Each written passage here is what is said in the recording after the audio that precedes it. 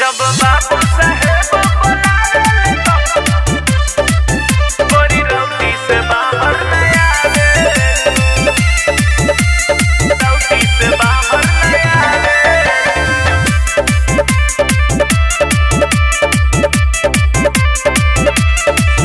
हमरा आदा पे आदा दीवाना भैले, मुस्की पे चौहान कुर्बान हो गईले। हमरा आदा पे आदो दीवाना भैले, मुस्की पे चौहान कुर्बान हो गईले। सब जात गोरी तू पीछे घुमावेलू, जब बाबू साहेब बुलावेले तो गोरी रौटी से बाहर न आवेलू, जब बाबू साहेब बुलावेले तो गोरी रौटी से बाहर न आवेलू। चल झूठा, रौटी से बाहर न आवेलू,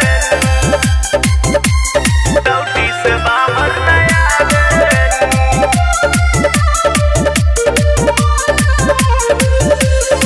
देखी के तोहर होठ फिगर गिरल पांडे जी खाला हो, चौकी पा छौकी छौकी छुआ तारे लाला हो। देखी के तोहर होठ फिगर गिरल पांडे जी खाला हो, चौकी पा छौकी छौकी छुआ तारे लाला हो।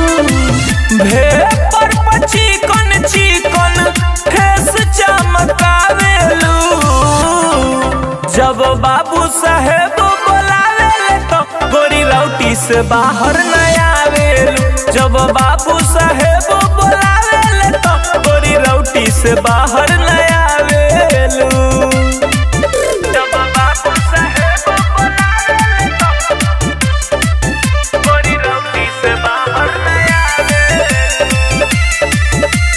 रौटी से बाहर न आवेलू।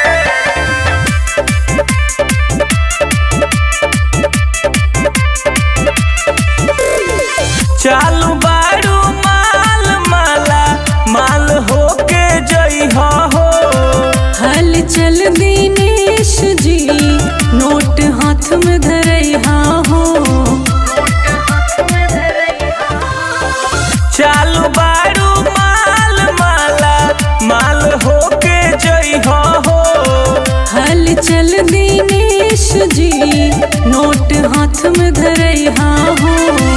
और अर्जुन चौहान संगे ठुमका लगावेलू, जब बाबू साहेब बुलावेले तो गोरी रौटी से बाहर न आवेलू, जब बाबू साहेब बुलावेले तो गोरी रौटी से बाहर